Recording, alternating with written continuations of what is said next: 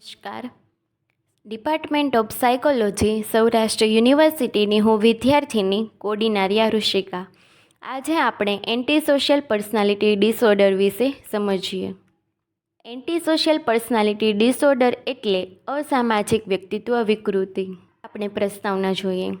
અસામાજિક વ્યક્તિત્વ વિકૃતિ એ એવી માનસિક સ્થિતિ છે જેમાં વ્યક્તિ સમાજના નિયમો, કાયદાઓ અને સામાજિક મૂલ્યોની અવગણના કરે છે. આવા લોકો વારંવાર ખોટું બોલે છે, ઠગાઈ કરે છે, આક્રમકતા દર્શાવે છે અને પોતાનો ફાયદો લેવા માટે બીજાને નુકસાન પહોંચાડવામાં પણ પાછળ પડતા નથી. આ વિકારમાં વ્યક્તિ પોતાની ભૂલો સ્વીકારતો નથી અને વારંવાર તે ગેરસામાજિક વર્તન પુનરાવર્તિત કરે છે. ઘણીવાર આવા લોકોમાં કરુણા, સંવેદના અને જવાબદારીઓનો અભાવ જોવા મળે છે. સમાજમાં રહેવા છતાં પણ તેઓ સમાજના હિત વિરુદ્ધ વર્તે છે. DSM-5 અનુસાર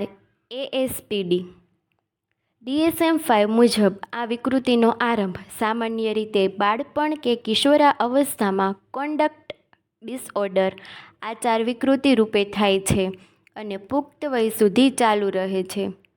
DSM-5 એ આ વિકૃતિને ક્લસ્ટર બી પર્સનાલિટી ડિસઓર્ડર જેમાં હિસ્ટ્રિયોનિક, નાર્સિસિસ્ટિક અને બોર્ડરલાઇન પણ આવે છે જેમાં સમાવેશ કર્યો છે. આ બધી વિકૃતિઓમાં સામાન્ય લક્ષણ એટલે કે ભાવનાત્મક અસ્થિરતા, જિદ્દીપણું અને સામાજિક સંબંધોમાં મુશ્કેલીઓ વગેરે જોવા મળે છે. DSM-5 અનુસાર એન્ટી સોશિયલ પર્સનાલિટી ડિસઓર્ડર ASPDના નિદાન માટેના મુખ્ય માપદંડો. વ્યક્તિની ઉંમર ઓછામાં ઓછી 18 વર્ષ હોવી જોઈએ. 15 વર્ષની ઉંમર પહેલાં કોન્ડક્ટ ડિસઓર્ડર જેમ કે છેતરપિંડી, ચોરી, ઝઘડા, હિંસા, નિયમ તોડવું જેવા મેળવવું હોવું જોઈએ. વારંવાર કાયદાનો ભંગ કરવો, વારંવાર છલકપટ, ખોટું બોલવું, છેતરપિંડી કરવી, ચીડિયાપણું અને આક્રમકતા, પોતાનું કે બીજાનું સુરક્ષાનું ધ્યાન ન રાખવું, વારંવાર જવાબદારીનું પાલન ન કરવું, પછતાવાનો અભાવ, બીજાને નુકસાન પહોંચાડ્યા પછી પણ ગિલ્ટ ન અનુભવવું. ત્યારબાદ આપણે એન્ટી સોશિયલ પર્સનાલિટી ડિસઓર્ડરના લક્ષણો જોઈએ. પહેલું, અન્ય લોકો પ્રત્યે શારીરિક આક્રમકતા, દુશ્મનાવટ કે હિંસા દર્શાવવી. બીજું, કાયદાનો ભંગ કરવો અને નિયમો અને સામાજિક ધોરણોનો અનાદર કરવો. ત્રીજું, ગેરવર્તન માટે પછતાવો કે ચિંતા ન દર્શાવવી. ચોથું, જવાબદારીનો અભાવ હોવો. પાંચમું, સ્વાર્થીપણું દર્શાવવું. આવા લક્ષણો એન્ટી સોશિયલ પર્સનાલિટી ડિસઓર્ડરના છે. ત્યારબાદ આપણે કારણો જોઈએ તો પહેલું, નશીલા પદાર્થો કે દારૂની લત હોય. બીજું, મગજના રાસાયણિક અસંતુલન હોય. ત્રીજું, ખોટા મિત્રોનું સંગાથ હોય. ચોથું, બાળપણમાં પ્રેમ અને સ્નેહનો અભાવ હોય. પાંચમું, સોશિયલ મીડિયા અથવા ફિલ્મનો નકારાત્મક પ્રભાવ હોય.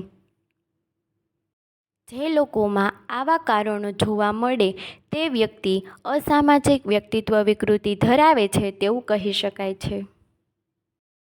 હવે આપણે ઉદાહરણ દ્વારા સમજીએ કે કબીર સિંહ એક ફિલ્મ હતું કે જેમાં જિદ્દીપણું, ગુસ્સો, હિંસક વર્તન, દારૂ ડ્રગ્સનો દુરુપયોગ, સંબંધોમાં આક્રમકતા જે આ અસામાજિક વ્યક્તિત્વ વિકૃતિ જ દર્શાવે છે. એક એનિમલ ફિલ્મ હતું જેમાં પણ રણવીર કપૂરનું પાત્ર સ્પષ્ટ રીતે DSM-5 મુજબ એ અસામાજિક વ્યક્તિત્વ વિકૃતિના લક્ષણ જ બતાવે છે. ખાસ કરીને હિંસક વર્તન, જિદ્દીપણું, પસ્તાવાનો અભાવ અને સામાજિક નિયમોનું ઉલ્લંઘન જે અસામાજિક વ્યક્તિત્વ વિકૃતિના જ લક્ષણો દર્શાવે છે. તો સ્પષ્ટ થાય છે કે આવા બધા લક્ષણો એ અસામાજિક વ્યક્તિત્વ વિકૃતિ ધરાવે છે. ASPDની લાંબા ગાળે થતી અસરો જોઈએ તો તેમાં 4 અસરો જોવા મળે છે. પહેલી વ્યક્તિગત સ્તરે, બીજી પારિવારિક સ્તરે, ત્રીજું સામાજિક સ્તરે અને ચોથું વૃદ્ધાવસ્થા પછીની અસર. તો તેમાં પહેલી અસર જોઈએ તો વ્યક્તિગત સ્તરે. તેમાં આરોગ્ય પર નુકસાન, માનસિક સ્વાસ્થ્ય પર અસર, એકલતા અને જીવનમાં સ્થિરતા ન હોવી તે વ્યક્તિગત સ્તરે જોવા મળે છે. બીજું પારિવારિક સ્તરે. તેમાં પરિવારજનોમાં સતત તણાવ અને માનસિક પીડા, સંબંધોમાં વિક્ષેપ, છૂટાછેડા અથવા બાળકો પર નકારાત્મક અસર, ઘરેલું હિંસા અને આર્થિક મુશ્કેલીઓ જે પારિવારિક સ્તરે દર્શાવે છે. ત્રીજું સામાજિક સ્તરે. તેમાં અપરાધિક પ્રવૃત્તિઓમાં વધારો, ચોરી કરવી, ઠગાઈ કરવી, હિંસા તે બધી સામાજિક સ્તરે જોવા મળે છે. સમાજ પ્રત્યે અવિશ્વાસ પેદા કરવો, અન્ય લોકોના જીવનમાં જોખમમાં મૂકવું એ બધા સામાજિક સ્તરે અસરો જોવા મળે છે. ચોથું વૃદ્ધાવસ્થા પછીની અસર. જેમ ઉંમર વધે તેમ હિંસક વર્તન ઘટી શકે, પરંતુ એકલતા, વ્યસન, ડિપ્રેશન વધી શકે છે, જે લાંબા ગાળે થતી અસરો જોવા મળે છે. આપણે અસામાજિક વ્યક્તિત્વ વિકૃતિની ઉપચાર પદ્ધતિઓ જોઈએ તો તેમાં group therapy, family therapy, cognitive behaviour therapy, talk therapy, continuous monitoring and counselling, long term care, anger management training આ બધી થેરાપીઓ દ્વારા અસામાજિક વ્યક્તિત્વ વિકૃતિઓનો ઉપચાર લાવવામાં આવે છે. હવે આપણે નિષ્કર્ષ જોઈએ તો અંતે કહી શકાય કે અસામાજિક વ્યક્તિત્વ વિકૃતિ એ માત્ર વ્યક્તિની જ સમસ્યા નથી, પરંતુ સમગ્ર સમાજની પણ ચિંતા છે અને સમયસર નિદાન અને યોગ્ય ઉપચાર એ જ તેનું શ્રેષ્ઠ ઉકેલ છે. Thank you.